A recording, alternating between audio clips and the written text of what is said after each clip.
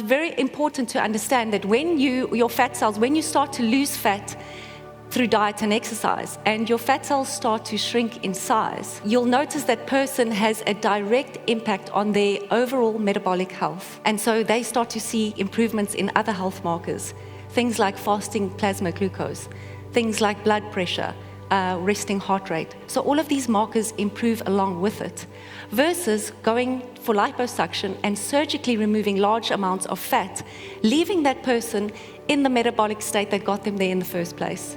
And so there's a high probability of them actually returning to their original size. But that's why it's so important to take the route of losing weight through diet and exercise, so that we can actually restore the health of the individual.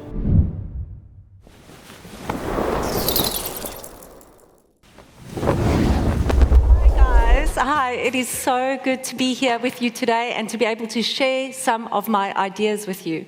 So today we're going to be talking about fat loss, really expanding on this topic. It's a huge topic. There's so much conflicting information out there that makes it really confusing and difficult to understand. So my goal today is really to break down this topic in a way that you can better understand it, and also to give you some information that you can maybe use to reach your desired goals. So we're going to start off with what body fat is, moving on to fat loss itself and the physiology behind it. Then I'm going to explain to you the differences between weight loss and fat loss. Yes, there is a difference. And show you a little bit why muscle mass is important and the relationship it has when coming to fat loss. The 4 conditions that I believe are necessary for lifelong fat balance, the 4 markers of your fat loss status, and then I'm going to show you how you can actually go and measure that through a DEXA scan. And then finally, I'd like to introduce you to some of the clients that I've worked with and just their unique stories and during their fat loss journeys. So let's get going. Okay, so what is body fat? Body fat is a protective, insulating, connective tissue that we find in between our organs and underneath the skin. The body uses fat as a fuel source, and fat is the major storage form of energy in the body. So we use this fat as energy. You can see there you've got white fat and brown fat. The white fat is where we store the energy, and brown fat is where we actually use that energy to create heat in the body, to raise the body temperature, or to actually regulate body temperature. So you can see that there are many important functions of fat in the body, and a moderate amount of fat is definitely necessary for good health. Okay, so fat is not all evil. We definitely need some to be in a good health. Finally, I'm going to move on to what is fat loss. So fat loss is really just the desirable reduction in the excess levels of fat mass. So what happens when a person starts to lose weight through diet and exercise? Their fat cells actually start to shrink in size, and they never really disappear completely. So they just get smaller and smaller over time. And the only way to really, if you wanted to reduce or get rid of fat cells, would be through liposuction.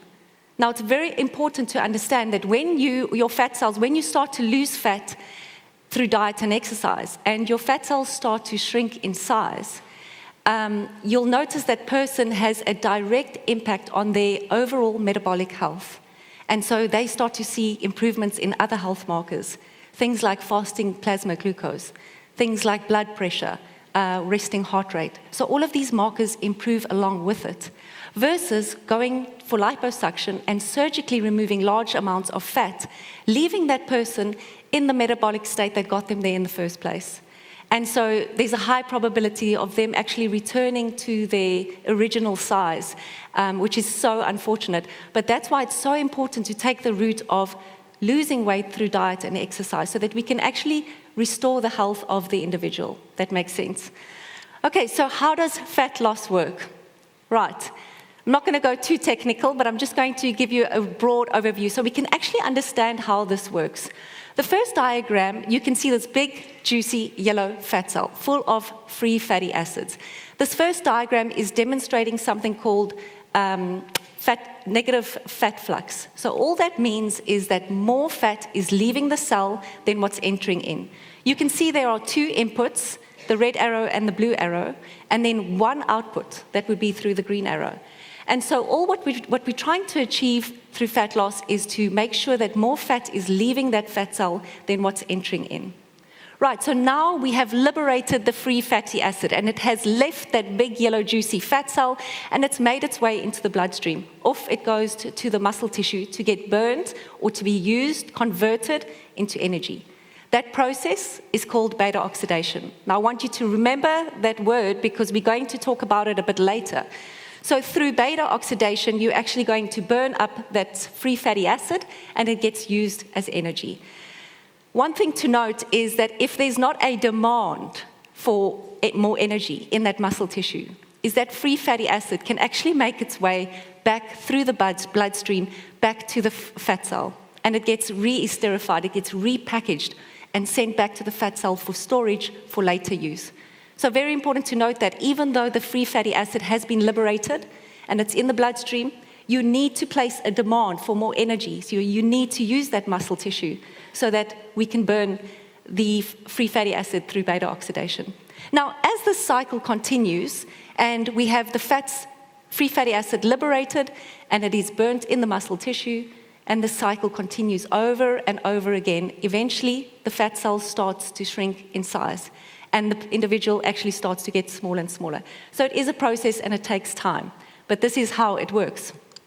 So I don't know if you guys know, but there are two types of fat loss. It's important to understand this. The first type of fat loss, I would say, is called weight loss, and this is widely used by most people. So someone decides that they want to lose weight, and they start to reduce their calories, and they start to eat less and less and less, and they do really lose weight. The problem comes in when 40% of that weight loss is coming from lean mass. The remaining 60% is coming from fat tissue. Now, you would say that's maybe not a problem. The person looks great, they feel great in the moment. But it is definitely not a long-term thing. The other way of losing fat is what I call fat loss, and this is really the same person deciding to lose fat and reducing the calories. But they're smart, and they decide to actually control for protein, so make sure they're getting their daily protein intake. And secondly, they start to take up some form of resistance training exercise. Now, just with those two things, they also lose weight, but 95% of that weight loss is coming from their fat tissue, the remaining 5% from lean mass. So that is the goal. That is really the goal. I'm not going to lie to you. The first way of losing weight is much faster. It's much quicker. That's why we all do it. We just cut calories and we start to get smaller. But over time, as you lose this muscle tissue, which is so expensive, this muscle tissue is like gold. You want to hold on to it, especially as the older you get. So over time, that is going to start to disrupt your metabolism and start to really cause problems later on. So in the moment, it's great. But really later on, that's when you start to pick up problems. You really want to hold on to the muscle tissue that you have. And if you need to lose weight, you want to make sure that you're only losing body fat and not your lean tissue. So fat loss and muscle mass. So why is it important to hold on to this muscle tissue? Some people are now calling muscle mass the longevity organ. So why is it so important? Why is there this big thing about muscle mass? Number one, it is the largest site for beta oxidation. Now remember, we spoke about beta oxidation. This is where the free fatty acid gets used up and converted into energy. So the muscle needs energy and it uses free fatty acids. So imagine the more muscle tissue you have, the larger the capacity to burn fat. So that's number one. Secondly, largest site for glucose disposal. All this means is that you have more storage space for the glucose coming in the bloodstream. So when you eat a high carbohydrate meal and there's a lot of glucose in the bloodstream, there is storage space for this glucose. So in other words, it can go into the muscle tissue and be stored and used at a later time. These individuals can actually get away with eating more. And not just eating more, they can actually eat more carbohydrates. So if you have a friend that can just eat all the pizza at the parties that has been going on and doesn't change their body shape, this is probably why they have very active muscle tissue that can store all this glucose that is coming in. And it's not really affecting their overall health. Thirdly, increase in metabolic rate. Muscle tissue is the most expensive tissue we have, and why is that? Because it takes a lot of energy to maintain it. Muscle tissue is constantly breaking down and building up, all the time, breaking down and building up. So it requires quite a lot of energy to maintain this. So therefore, your basal metabolic rate, which just means it just means the amount of energy you need to function daily, is going to go up. Okay, so that's the number 3. The fourth thing is your body shape. Muscle determines your body shape. And I'm going to show you an image now that is quite shocking if you haven't seen this before. Here we've got 2 females. They are exactly the same height and exactly the same weight. So I'm going to say that again. We've got 2 females, exactly the same height and exactly the same weight. They look completely different. Why is that? The woman on the right, she has 3 kilos more muscle mass than the woman on the left. That's about 6.6 pounds. And she has about 3 kilos less fat than the woman on the left. She looks completely different. I love this image because most of the women I know, myself included, are scared of building muscle, are scared of getting bulky. I don't want to look bulky, I don't want to look big. So we are afraid of weights, we are afraid of training and getting big muscles. But really my goal here and with my clients, we're talking about a healthy level of muscle mass. We're not talking about getting fit or getting big or getting buff. I'm really talking about healthy levels of muscle mass. And you can clearly see in this image that this female looks much smaller than the woman on the left, even though she is carrying more muscle mass. Okay, so what are the 4 conditions that I believe are necessary for lifelong fat balance? So these 4 things, I believe that if you continue to do that, you will have healthy levels of fat balance. So number 1 is calorie deficit. And don't be alarmed, don't get a fright. I'm not going to tell you to only eat lettuce and live on lettuce every day. This can be fun. I mean, I love food. My father is Eastern European, and I grew up with frozen pigs in the freezer. And it was always about food and celebrating and enjoying food with people. So I'm really not afraid of food, and I don't think we need to be. There are smart ways of creating deficits. So you can use fasting as a tool. You can also use something like increasing daily activity or vigorous exercise. You can also reduce calories, and there's smart ways of doing it. You really don't have to starve yourself, and it doesn't have to be painful. It can actually be enjoyable. If you're smart and you know what you're doing and you work it out, you can easily make life fun and enjoyable and still be in that deficit. You only need a 500 calorie deficit per day to lose 2 kilograms of fat, and fat, not lean mass, 2 kilograms of fat per month.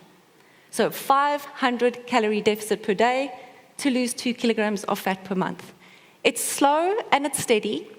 It's not the weight loss version, it's the fat loss version.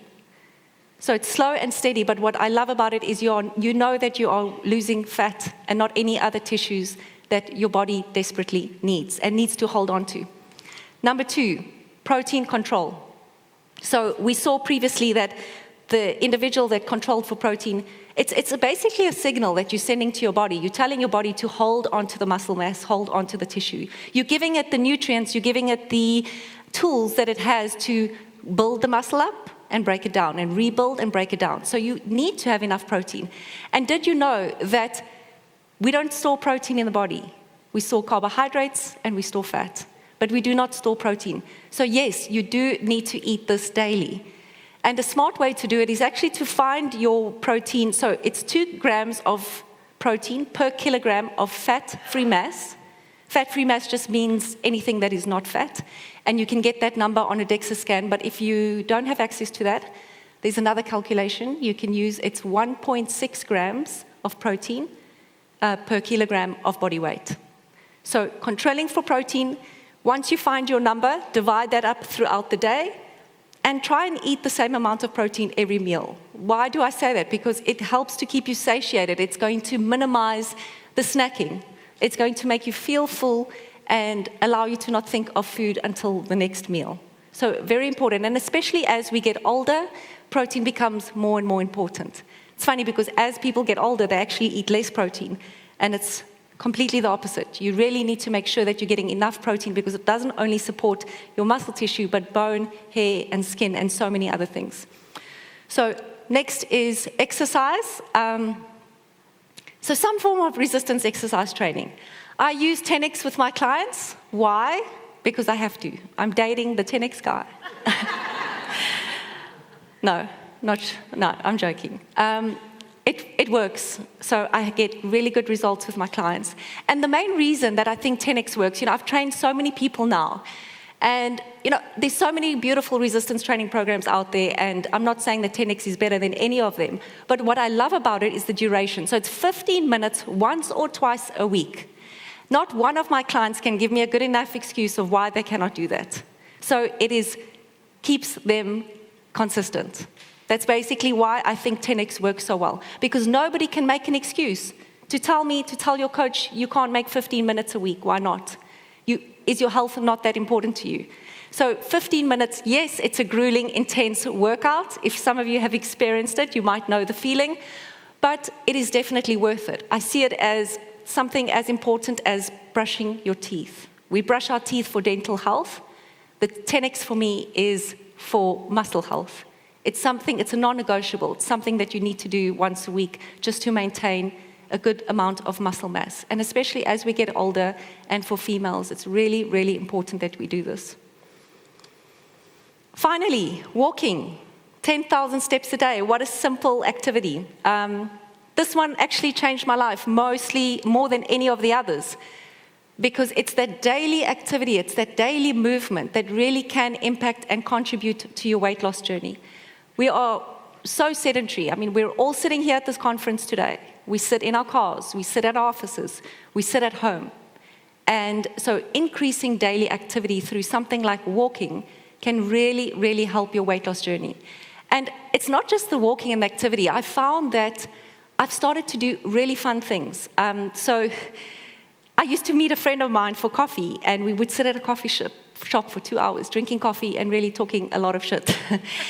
And now I said to her, no, that's not happening anymore. So we meet on a corner somewhere, and we have to walk to the coffee shop. It takes us an hour. That gives you about 6,000 steps. So 60 minutes, every 10 minutes is about 1,000 steps. So we actually have to walk to the coffee shop to get our coffee, and sometimes we even walk back. But here we're still connecting, we're talking, and we're moving at the same time, getting our steps in. There's many other ways that you can incorporate this. I love actually taking a 20-minute walk after I've eaten. So you grab the dogs, you grab the kids, and you literally just take a 20-minute walk around the neighborhood after dinner or after lunch, and that just gets the family to connect, gets that movement going after lunch so we don't feel so heavy and lazy and tired.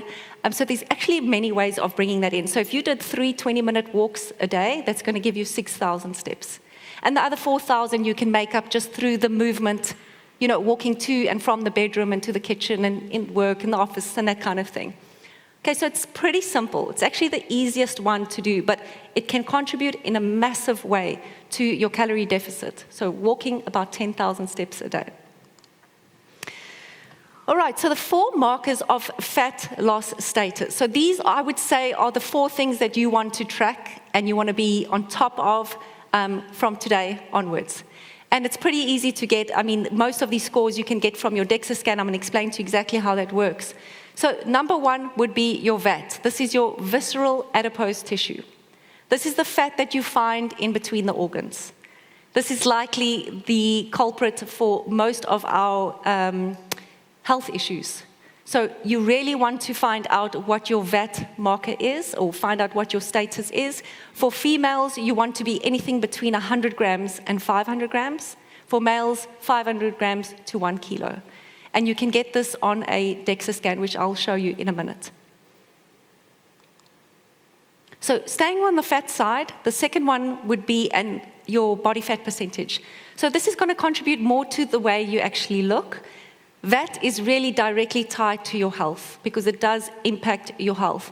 Body fat, so the fat underneath the skin, is really going to impact more about the way you look. So For males, you want to be anything between 14 and 21%. Females is 21 and 28%. These are for healthy ranges. All the ranges I'm giving you today is for health, not for fitness.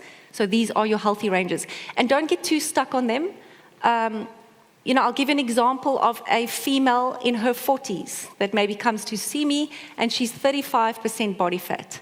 Now, if you just looked at that, you would maybe say to her, you need to lose fat. But then we look at her VAT score, and she's got 200 grams of VAT internal, in between the organs. So she's in a super healthy state. I would not force this woman to lose weight or to lose fat.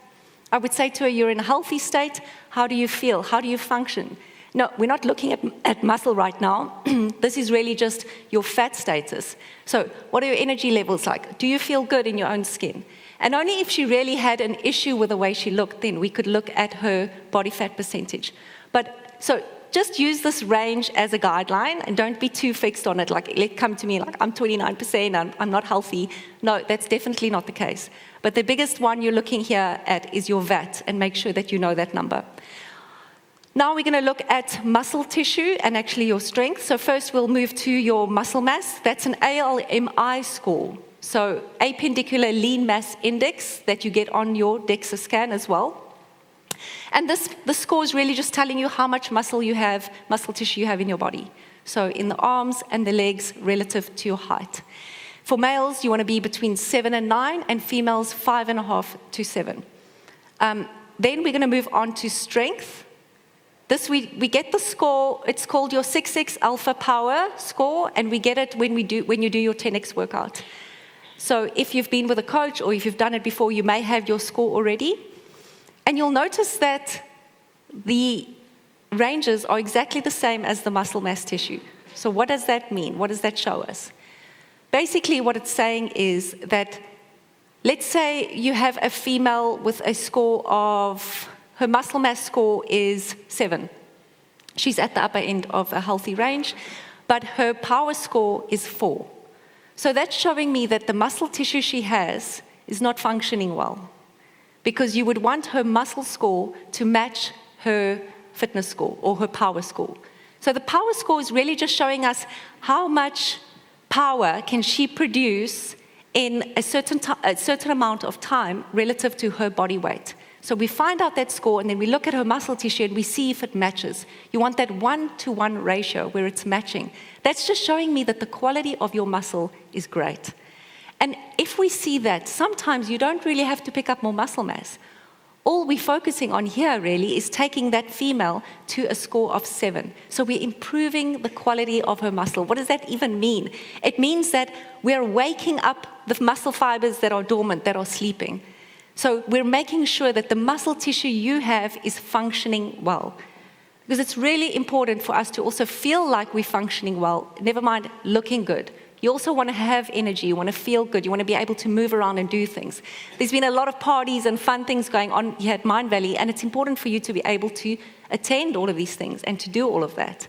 So we look at function as well as muscle mass. It's not just about getting big, it's also about what you're able to do with that muscle tissue. Okay, so how are you going to measure how are you going to find out your numbers? So the most important thing is to find a DEXA facility near you. They are pretty much all over the world. That's not expensive. A DEXA scan is a full body x-ray of your entire body, and it's going to give you a beautiful report like this one over here, and it's going to show you can clearly see and differentiate the differences between your muscle tissue, your bone mass, and your fat mass. And don't be scared, don't be afraid to do this, because you don't know what to do if you don't know, where you are. So go and find out what your numbers are, because then you can also decide, you can see what are we going to focus on. If a client comes to me and we get all their numbers, and I see that maybe it's going to tell me, do I focus on this client's strength, or are we going to look more at diet and focus on body fat or visceral fat? So these numbers are important because it's going to be what determines your fat loss journey, or it's going to determine your plan moving forward and how you want to approach things. So it's very, very important to have those numbers. Find yourself a DEXA scan. You'll see here, this is what the scan looks like. It can be pretty scary, but it's important to have this information. And once you've done it, you've got it. And you can actually go and do something about it and then come back and test again and see if there's been improvement.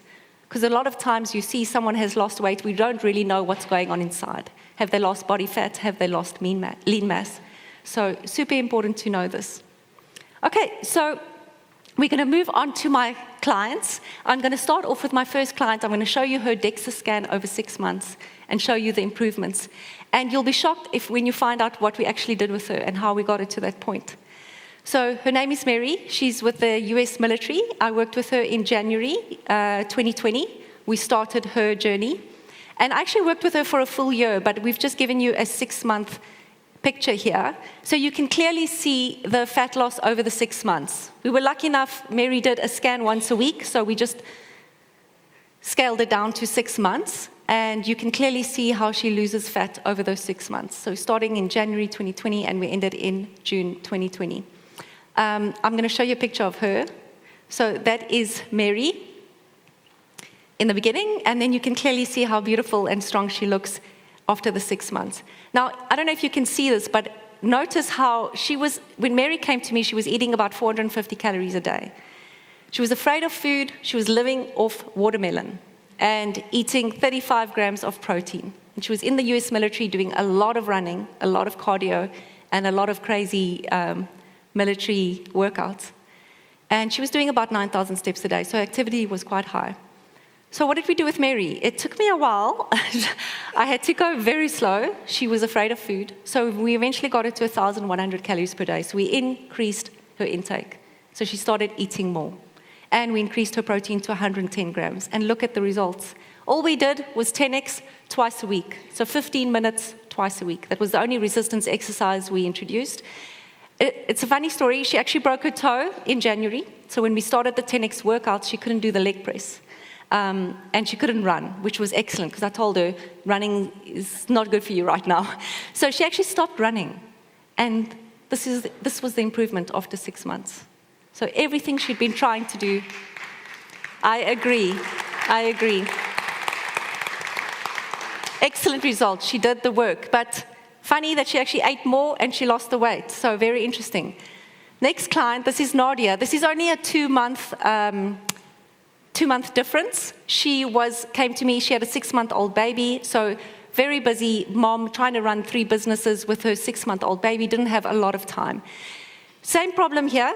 She wasn't afraid of food, she just didn't have time to eat. So she had about 800 calories per day, which we increased to 1,300. 44 grams of protein, we increased to 90 grams, so doubling the protein.